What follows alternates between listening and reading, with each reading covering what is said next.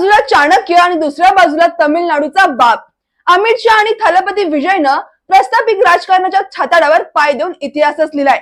ऐकलं का? 60 वर्षाची घराणेशाही गाडली आहे आणि ममता दीदींचा बालेकिल्ला तर उद्ध्वस्तच केलाय. ज्या बंगालमध्ये भाजपला शिरकाव करणं अशक्य होतं तिथं अमित शहानी सत्ता खेचून आणली आहे. स्वतः 15 दिवस तळ ठोकला, बूथ स्तरावर फौज उभी केली आणि थेट जनतेच्या जखमेवरच हात ठेवलाय. घुसखोरी आणि भ्रष्टाचाराच्या मुद्द्यांवर असा काही वार केलाय की ममता दीदींच्या दणादण उडाली आहे. हा विजय लाटेचा नाही तर शहांच्या किलर रणनीतीचा आहे. तिकडे तमिळनाडूत विजयनं दाखवून दिलंय की जेव्हा लोकशाहीचा गळा आवळला जातो तेव्हा लोक पडद्यावरचा हिरो नाही तर रस्त्यावरचा रक्षक शोधतात. कोळी बांधवांचा हक्क आणि तरुणांच्या रोजगारीसाठी हा हिरो थेट भिडलाय. डीएमके आणि AIADMK ची मगरुरी विजयनं एका झटक्यात संपवली आहे. हा फक्त विजयच नाही तर प्रस्थापिकांच्या थोबाडीत मारलेली चपराकच आहे. लक्षात ठेवा, जेव्हा जनता पेटून उठते ना तेव्हा मोठमोठी साम्राज्यात धुळीला मिळतात.